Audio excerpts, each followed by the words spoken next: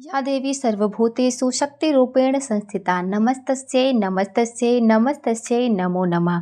जय माता दी दोस्तों, मैं संध्या तिवारी प्रयागराज फैमिली में आप सभी का स्वागत करती हूँ। दोस्तों, आज नवरात्रि के चौथे दिवस हम श्री दुर्गा सप्तशती के 5वें, 6ठे, 7वें और 8वें अध्याय का पाठ करेंगे। श्री दुर्गा सप्तशती का पाठ करने या फिर श्रवण करने से समस्त प्रकार की मनोकामनाएं पूर्ण होती हैं। श्री दुर्गा सप्तशती का पाठ नवरात्रि के या तो प्रत्येक दिन 13 अध्याय करना चाहिए या तो 7 दिन में संपन्न करना चाहिए। जिस तरह से हम आपके लिए ये वीडियो ला रहे हैं उस तरीके से करना चाहिए। तो आइए शुरू करते हैं। देवों द्वारा देवी की स्तुति, चंडमुंड द्वारा देवी के पास दूत प्रेषण एवं पुनः देवों का प्रत्यावर्तन। ऋषि ने कहा, प्राचीन काल में शुंभ और निशुंभ नामक दानवों ने अपने बल के मद में चोर होकर इंद्र के हाथ से त्रैलोक्य का राज्य एवं यज्ञ भाग छीनकर अधिकृत कर लिया। वे ही दोनों राक्षस सूर्य, चंद्र, कुबेर, यम, वरुण आदि देवों के अधिकार भी भोगने लगे। वायु और अग्नि का कार्य भी वे दोनों ही करने लगे। उन दोनों दानवों ने सभी देवों को पराजित, अपमानित तथा राज्यच्युत करके उन्हें स्वर्ग से बाहर खदेड़ दिया। उन दोनों बलशाली असुरों से अपमानित होकर देवताओं ने अपराजिता देवी का स्मरण किया। उन लोगों ने सोचा कि जगदम्बा ने हम लोगों को प्रसन्न होकर वर प्रदान किया था कि संकटापन्न स्थिति में मैं तुम्हारे स्मरण से मैं तुम्हें संकट मुक्त कर दूंगी। ऐसा निश्चय करके देवता लोग गिरिराज हिमाचल पर्वत पर जाकर भगवती विष्णु माया की स्तुति करने लगे। देवताओं ने कहा, देवी को नमस्कार है, महादेवी शिवा को हमारा सदैव नमस्कार है, प्रकृति एवं भद्रा को प्रणाम है, नियम पूर्वक जगदम्बा को हम लोग प्रणाम करते हैं, रौद्रा, नित्या, गौरी एवं धात्री को बारंबार नमस्कार है, ज्योत्सना, मई, चंद्र रूपिणी एवं सुख स्वरूपिणी देवी को सदैव नमस्कार है, शरण में आगतों की कल्याणकारिणी वृद्धि एवं सिद्धि रूपिणी देवी को हमारा बारंबार प्रणाम है, नैऋत्य राक्षसों की लक्ष्मी, राजाओं की लक्ष्मी तथा सर्वाणी स्वरूपा जगत जननी को हम प्रणाम करते हैं। दुर्गा संकट हारिणी, सर्वसार भूता, सर्वकारिणी ख्याति कृष्णा और धूम्रा देवी को मेरा सतत प्रणाम है। अत्यंत सौम्या, अत्यंत रौद्रा देवी को हम बार बार प्रणाम करते हैं। जगत की आधारभूता कृति देवी को पुनः पुनः हमारा प्रणाम है। सब प्राणियों में विष्णु माया के नाम से कही जाने वाली देवी को मेरा सतत नमस्कार है। सभी प्राणियों में चेतना कहलाने वाली देवी को मेरा अभिवादन है। सभी जीवों में बुद्धि रूप से निवास करने वाली देवी को मेरा बार बार प्रणाम है। सभी प्राणियों में निद्रा रूप से स्थित देवी को मेरा प्रणाम है। समस्त जीवों में भाग्य रूप से विद्यमान देवी को मेरा प्रणाम है।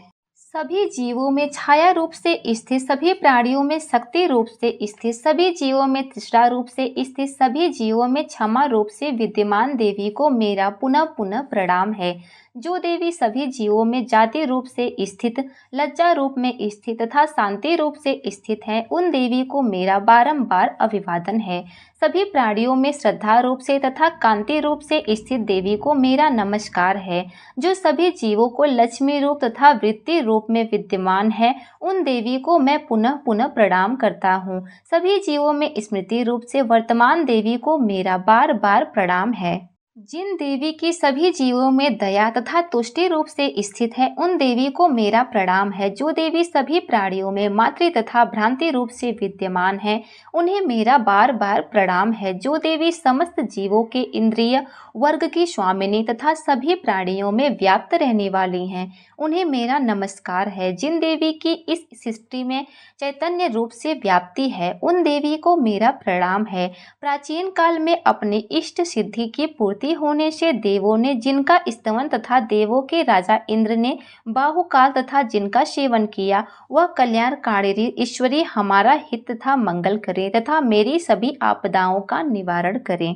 जिन परमेश्वरी को हम सब देवगण दैत्यों द्वारा त्रस्त हो इस समय प्रणाम करते हैं तथा जो शक्ति युक्त चित्त वाले पुरुषों के स्मरण करने से समस्त संकटों को तत्काल टाल देती हैं, वे जगदम्बा हमारे संकट को नष्ट करे। ऋषि बोले, हे राजन, देवताओं के इस स्तुति के समय गंगा स्नानार्थ वहां श्री पार्वती देवी आई हुई थी। उन सुंदर भृकुटी वाली भगवती पार्वती ने देवताओं से प्रश्न किया, आप लोग यहाँ किसकी स्तुति कर रहे हैं? तब उन्हीं के शरीर कोश से उत्पन्न हुई शिवा देवी ने कहा, युद्ध में निशुंभ दैत्य से पराजित तथा शुंभ से अपमानित होकर ये समस्त देवता मेरी ही स्तुति कर रहे हैं। पार्वती जी के शरीर कोश से अंबिका देवी की उत्पत्ति हुई थी, इसलिए वे इस त्रैलोक्य में कौशिकी नाम से संबोधित की जाती हैं। कौशिकी की उत्पत्ति के बाद पार्वती देवी का शरीर काले रंग में परिवर्तित हो गया, अतदर्थ वे हिमालय पर रहने वाली कालिका देवी के नाम से प्रसिद्ध हुई। इसके पश्चात वहां शुंभ निशुंभ के भृत्य चंडमुंड ने आकर परम मनोमुग्धकारी रूप वाली अंबिका देवी को देखा। देवी को देखकर वे शुंभ दानव के पास जाकर बोले, महाराज, मैंने हिमालय पर एक अत्यंत रूपवती स्त्री देखी है, जिसकी कांति से हिमालय उद्भासित हो रहा है। वैसा अनिग्ध रूप कभी किसी ने नहीं देखा होगा। हे असुरराज, आप पता लगाइए कि वह कौन है और उसे ग्रहण कर लीजिए। उस स्त्री रत्न के समस्त अंग बहुत ही कमनीय हैं और वह अपने अंगों की आभा से समस्त दिशाओं को अलौकिक कर रही है। हे दैत्यराज, अभी तक वह हिमालय पर ही वर्तमान है, आप उसे चलकर देख सकते हैं। हे प्रभु, इस समय आपके गृह में संसार के सभी रत्न, घोड़े, हाथी आदि शोभित हो रहे हैं।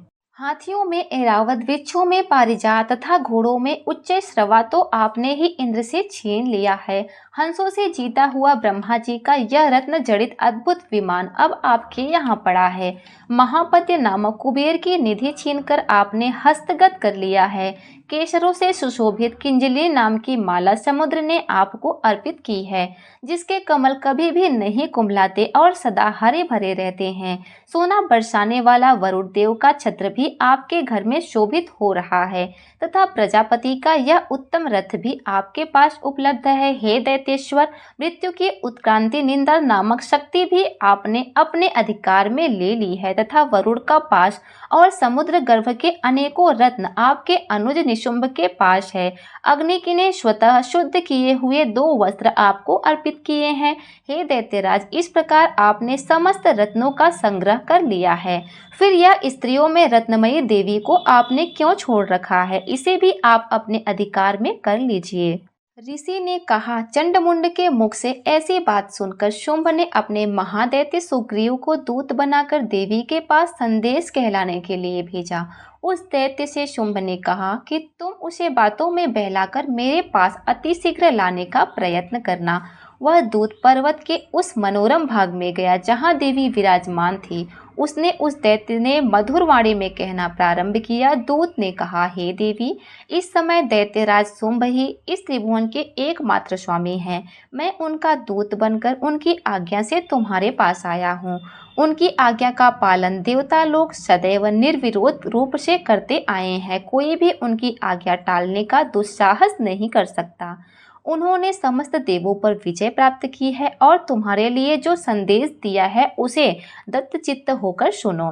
समस्त विश्व मेरे अधीनस्थ है, देवता भी मेरी आज्ञा का पालन करते हैं। संपूर्ण यज्ञांशों को मैं ही भिन्न भिन्न रूपों से ग्रहण करता हूँ।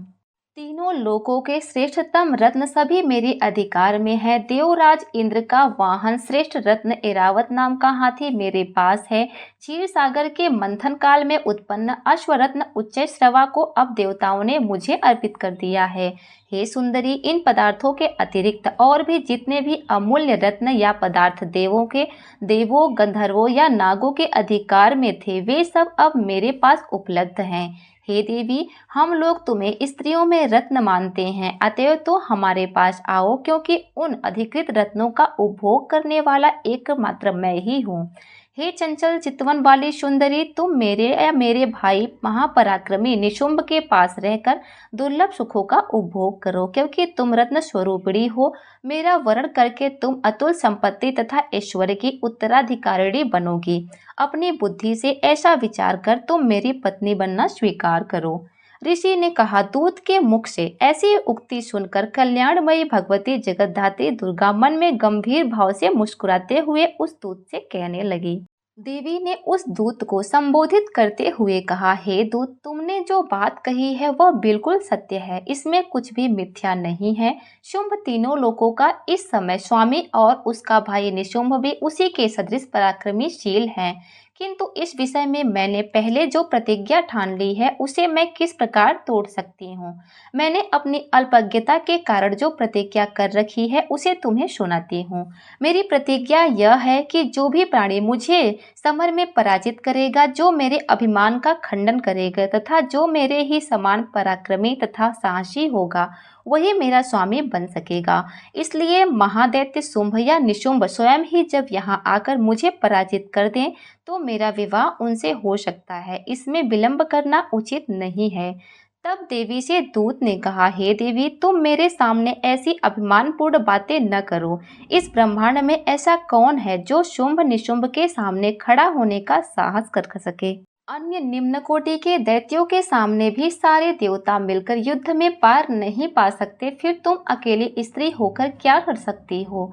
जिन शुंभ और पराक्रमी दैत्यों के आगे इंद्रादि देवता भी भय के कारण युद्ध विमुख हो गए, उनके सामने तुम अकेली स्त्री होकर कैसे जा सकती हो। अतएव तुम मेरा ही कहना मानकर शुंभ निशुंभ के पास चलो। ऐसा करने से तुम्हारी महत्ता की रक्षा होगी, अन्यथा जब वे तुम्हारे केस पकड़कर बलपूर्वक घसीटते हुए ले जाएंगे तब तुम्हें अपनी मर्यादा खो देनी पड़ेगी। दूत की बात सुनकर देवी ने उत्तर दिया, तुम्हारा कहना उचित ही है। शुंभ निशुंभ निसंदेह बलवान और पराक्रमी दैत्य हैं, किंतु मैं क्या करूं। मैंने पहले बिना सोचे समझे ही ऐसी प्रतिज्ञा कर ली है, तो उसे कैसे भंग करूं। इस प्रकार मार्कंडेय पुराण के सर्वाधिक मनवंतर कथा के अंतर्गत देवी महात्म्य में बड़ी दूत संवाद नामक 5वां अध्याय समाप्त। छठा अध्याय। ऋषि कहने लगे, देवी के मुख से ऐसी बात सुनकर दूत को बहुत ही आश्चर्य हुआ और उसने दैत्यराज के पास जाकर विस्तार पूर्वक समाचार कहा। दूत से ऐसा उत्तर सुनकर वह दैत्यराज अत्यंत क्रोधित हो उठा और अपने सेनानायक धूम्रलोचन से कहा, धूम्रलोचन, तुम अति शीघ्र अपनी सेना के साथ जाकर उस दुष्टा स्त्री का केस बलपूर्वक खींचते हुए यहाँ उठा लाओ। उसका रक्षण यदि यक्ष गंधर्व देवता आदि कोई भी हो तो तुम उसे अवश्य ही मार डालना। तब ऋषि ने कहा, शुंभ का आदेश पाकर वह धूम्रलोचन अपनी 60,000 सेना के साथ वहां से तुरंत ही चल पड़ा।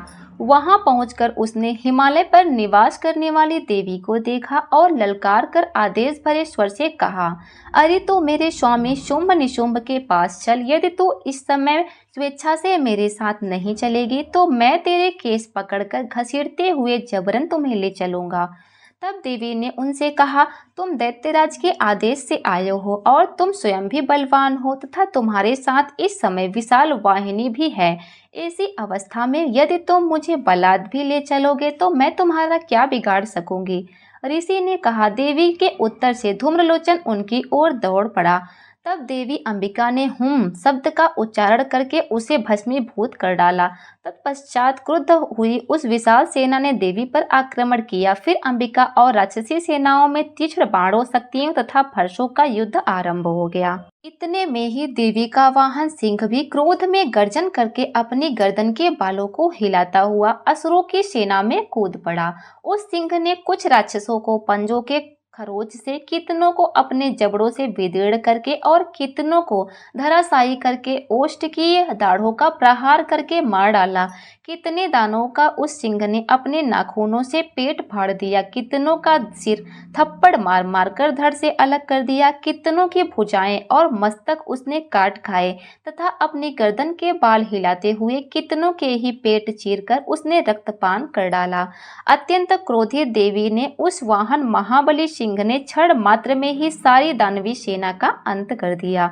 शुंभ राक्षस को जब यह समाचार मिला कि युद्ध में धूम्रलोचन मारा गया और उसकी सेना सिंह के द्वारा नष्ट हो गई, तब वह अत्यंत कुपित हुआ। क्रोध में आकर उसने अधरोष्ट कंपित हो उठे। उसने चंडमुंड नामक 2 महाबली दैत्यों को आदेश दिया, हे चंडमुंड, तुम लोग अपनी विशाल सेना लेकर जाओ और उस देवी को घसीट कर अथवा उसे बांध कर पकड़ लाओ। यदि इस प्रकार उसका आना कठिन हो तो उस पर समस्त दानवी सेना के शस्त्रों का प्रहार करके वहीं पर वध कर देना।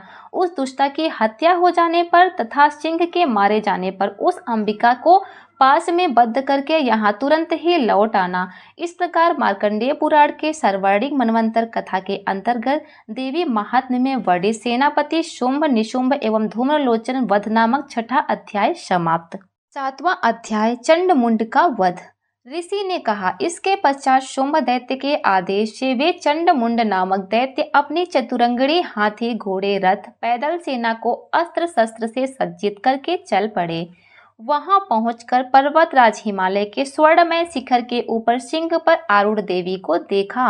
वे मंद हास्य कर रही थी। उन देवी को देखकर दानवी सेना उन्हें पकड़ने के लिए झपट पड़ी। किसी राक्षस ने धनुष उठाया तो किसी ने म्यान में तलवार खींच ली और कुछ एक देवी के पास आकर खड़े हो गए। तब अंबिका ने उन पर अत्यंत क्रोध प्रकट किया। उस समय क्रोधानल में दग्ध होने के कारण उनका मुख काला दिखाई पड़ने लगा। उनकी भौहें तन गई और वहां से विकराल मुखी काली का प्रादुर्भाव हुआ। उनके हाथ में तलवार और पास था। वे चीते के चमड़े की साड़ी पहने, नरमुंडों की माला से विभूषित होकर हाथ में विचित्र प्रकार की तलवार धारण किए हुए थी। उनके शरीर का मांस सूख कर केवल अस्थि पंजर शेष रह गया था, जिसके कारण उनकी आकृति बड़ी ही डरावनी लग रही थी। उनका मुख बहुत ही विशाल था। जीभ लप-लप करने के कारण वे बहुत ही भयंकर जान पड़ रही थी। उनके नेत्र भीतर की ओर गड्ढे में धंसे हुए और रक्तिम थे। वे भयंकर गर्जना से सभी लोगों को कंपित कर रही थे। वे कालिका देवी बड़े बड़े असुरों का वध करती हुई प्रबल वेग से आसुरी सेना पर टूट पड़ी और उन सबको अपना ग्रास बनाने लगी। वे देवी पार्श्वरक्षकों, अंशुकधारी महावतों, बड़े बड़े योद्धाओं और घंटाधारी कितने ही विशाल काय हाथियों को एक हाथ में पकड़कर मुख में निगल लेती थी। इसी प्रकार घोड़े, रथ और सारथी सहित रथी सैनिकों को मुंह में डालकर वे बहुत ही भयानक आवाज में चबा रही थी। किसी के बाल खींचकर, किसी का गला दबोचकर, किसी को पैर तले रौंदकर और किसी को छाती के धक्के से भूमि पर गिराकर यमलोक भेज देती थी। वे दैत्यों द्वारा निक्षिप्त बड़े बड़े अस्त्रों को मुख में पकड़कर दांतों से चूर चूर कर डालती थी। काली ने उन बलशाली दुराचारी दैत्यों की समस्त सेना को मसल दिया। कुछ एक को खा गई और कितनों को ही वहां से खदेड़ दिया। कोई तलवार की मार से मार डाले गए, कोई खंडवान बहुत बड़ी तलवार से पीटे गए और कितने ही नुकीली दांतों से पीसकर मारे गए। इस प्रकार देवी ने क्षण भर में उस आसुरी सेना का संहार कर डाला। यह देखकर चंड उन विकराल काली की ओर दौड़ पड़ा। फिर महादैत्य मुंड ने बाणों की वर्षा करके तथा हजारों बार प्रयुक्त चक्रों से उन भयानक देवी को ढक दिया। देवी के मुख से प्रविष्ट होते हुए वे अनेकों चक्र ऐसे जान पड़े मानो सूर्य के बहुत से मंडल बादलों में समा गए हो। तब भयंकर गर्जना करने वाली काली ने रोष में भीषण अट्टहास किया। उस समय अपने विकराल मुख के भीतर कठिनता से दिखाई पड़ने वाले दांतों की चमक से वे अत्यंत उज्जवल दिखाई पड़ रही थी। फिर तो देवी ने बहुत बड़ी तलवार से हम शब्द का उच्चारण करके चंड के केस पकड़ लिए और अपनी तलवार से उसका मस्तक धड़ से अलग कर दिया। चंड को मरा देखकर मुंड देवी की ओर दौड़ पड़ा। तब देवी ने क्रोधित होकर अपनी तलवार के आघात से उसे भी धराशायी कर दिया। चंडमुंड के मरते ही बची खुची सेना भय से व्याकुल होकर रणभूमि से पलायित हो गई। तब देवी ने चंडमुंड के कटे हुए मस्तक को हाथ में लेकर चंडिका के पास पहुंचकर विकट अट्टहास करके कहा, हे देवी, मैंने इस महापशु चंडमुंड को तुम्हें अर्पित किया है। अब युद्ध भूमि में तुम शुंभ और निशुंभ का स्वयं ही संहार करना। ऋषि ने कहा। चंडमुंड के मस्तक को देखकर कल्याणमयी चंडी ने काली से मधुर स्वर में कहा, देवी, तुम चंड और मुंड को लेकर मेरे पास आई हो, इसलिए विश्व में तुम्हारी ख्याति चामुंडा के नाम से होगी। इस प्रकार मार्कंडेय पुराण के सर्वाणिक मनवंतर कथा के अंतर्गत देवी महात्म्य में वर्णित चंडमुंड वध नामक 7वां अध्याय समाप्त। 8वां अध्याय रक्तबीज नामक असुर का वध। ऋषि ने कहा, चंडमुंड दैत्यों के मारे जाने पर दैत्यराज शुंभ के मन में अत्यंत क्रोध उत्पन्न हुआ और उसने अपनी समस्त दानवी सेना को युद्ध के लिए एक साथ प्रस्थान करने की आज्ञा दी। शुंभ ने कहा, आज उदायुध नामक 86 दैत्य सेना नायक अपनी संपूर्ण सेनाओं के साथ युद्ध भूमि में चले। काम्बू नाम वाले दानवों के 84 सेनापति अपनी वाहिनी के साथ युद्ध स्थल में जाएं। 50 कोटि के वीर यकुल के और 100 धौम्रकुलोत्पन्न असुर सेनापति मेरी आज्ञा से युद्ध में रवाना हो जाएं। कालिका मौर्य और कालिकेय दैत्य भी युद्ध के लिए मेरी आज्ञा से तुरंत तैयार होकर समर भूमि में चल दे। क्रूर शासक असुरपति शुंभ इस प्रकार सबको आदेश देकर स्वयं सहस्त्रों बड़े बड़े सैन्य दल के साथ युद्ध के लिए रवाना हुआ। उसकी विशाल सेना को अपनी ओर बढ़ते देखकर देवी चंडिका ने धनुष की टंकार से पृथ्वी और आकाश को गुंजायमान कर दिया। तत्पश्चात देवी के वाहन ने भी भयंकर शब्द से दहाड़ना शुरू कर दिया। फिर तो अंबिका ने घंटे के घोर रव से उस ध्वनि को और भी वर्धित कर दिया। धनुष की टंकार, सिंह की गर्जना और घंटे की ध्वनि से समस्त दिशाएं गुंजित हो उठी। उस भीषण शब्द से काली ने अपने विकट मुख को और भी विस्तृत कर लिया। इस प्रकार से वह पूर्ण विजयिनी बनी। उस भीषण नाद को सुनकर आसुरी सेनाओं ने चंडिका, काली तथा सिंह को क्रोधपूर्वक चतुर्दिक से घेर लिया। हे राजन, इसी समय असुरों के संहार तथा देवताओं के उत्थान के लिए ब्रह्मा, शिव, कार्तिकेय, विष्णु तथा इंद्र आदि देवों की महान पराक्रम संपन्न शक्तियां भी उनके शरीर से निकलकर उन्हीं के रूप में देवी चंडिका के पास गई। देवताओं के रूप, वेश, वाहन आदि के अनुरूप ही उनकी शक्तियां असुरों से युद्ध करने के लिए आ गई। सर्वप्रथम हंस की सवारी पर बैठी हुई मंडलों से सुशोभित ब्रह्मा जी की शक्ति प्रकट हुई, जिसे ब्रह्माणी कहा जाता है। महादेव की शक्ति बैल पर आरूढ़ होकर, हाथों में श्रेष्ठ त्रिशूल धारण कर, शेषनाग का कंगन पहने, मस्तक में चंद्र रेखा से सज्जित होकर वहां आ गई। कार्तिकेय की शक्ति रूपा जगदम्बिका उन्हीं के अनुरूप मयूर पर आरूढ़ हो हाथ में शक्ति लेकर उन दानवों से युद्ध करने के लिए आ गई। इसी प्रकार भगवान विष्णु की शक्ति गरुड़ के वाहन पर विराजमान होकर शंख, चक्र, गदा, धनुष तथा खड्ग लिए वहां उपस्थित हुई। अनुपम यज्ञ वाराह का रूप धारण करने वाले भगवान विष्णु की वह शक्ति भी वाराह शूकर शरीर धारण कर वहां आ गई। भगवान नृसिंही की नरसिंही शक्ति भी उन्हीं के अनुरूप शरीर धारण करके वहां आ पहुंची। उनकी गर्दन में बालों के झोंके से आकाश की तारिकाएं बिखर रही थी। इसी प्रकार इंद्र की शक्ति हाथ में वज्र लिए ऐरावत हाथी पर आरूढ़ होकर आई। उस शक्ति के भी इंद्र के समान ही सहस्त्र नेत्र थे। तब उन समस्त देव शक्तियों से आवित शिव जी ने चंडिका से कहा, मेरी प्रसन्नता के लिए तुम अब तुरंत ही इन असुरों का वध करो। तब देवी के शरीर से अत्यंत भीषण और अति उग्र चंडिका शक्ति प्रकट हुई, जिसके द्वारा सैकड़ों श्रृंगालियों की सी आवाज हो रही थी। उस अपराजिता देवी ने धूमिल जटा वाले महादेव जी से कहा, भगवान आप निशुंभ शुंभ के पास दूत के वेश में जाइए और उन दोनों दानवों से कहिए, उनके साथ ही युद्ध में उपस्थित अन्य दानवों को भी यह संदेश सुनाइए। दैत्यों, यदि तुम्हें जीने की चाह है तो पातालपुरी को लौट जाओ। इंद्र को त्रैलोक्य का राज्य प्राप्त हो और देवगण यज्ञांश का उपभोग करें। यदि बल के मद में तुम सभी युद्ध के इच्छुक हो तो जाओ, मेरी योगिनियां तुम्हारे कच्चे मांस भक्षण से तृप्त पावे। देवी ने भगवान शिव को दूत का कार्य सौंपा था, इसलिए वह शिवदूती के नाम से जगत में विख्यात हुई हैं। वे दैत्य भी शिव जी के मुख से देवी की बात सुनकर कुपित हो गए और कात्यायनी की ओर लपके। तत्पश्चात वे दैत्य क्रुद्ध होकर देवी पर बाण, शक्ति और रिष्टि आदि शस्त्रों की वर्षा करने लगे।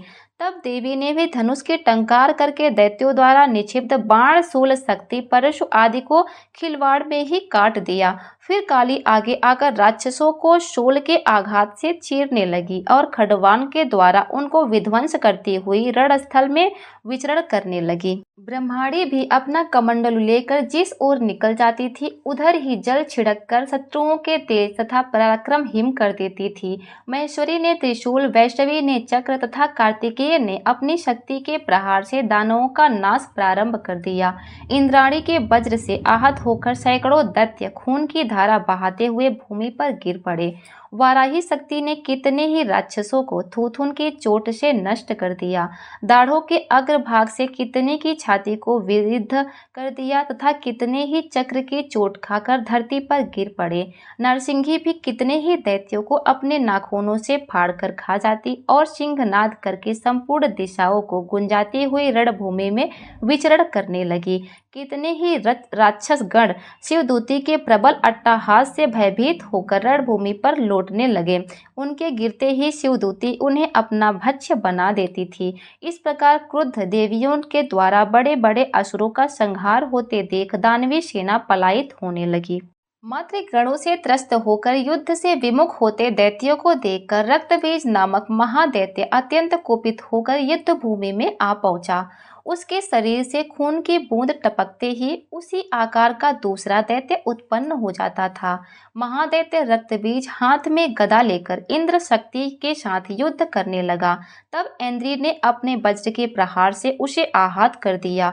वज्र के आहत होकर उसके शरीर से पृथ्वी पर रक्त टपकने लगा, जिससे उसी के समान अन्य दैत्य पैदा होने लग गए। उसके शरीर से रक्त की जितनी बूंदें पृथ्वी पर गिरी थी, उतने ही दैत्य उत्पन्न हो गए जो उसी के समान पराक्रमी थे।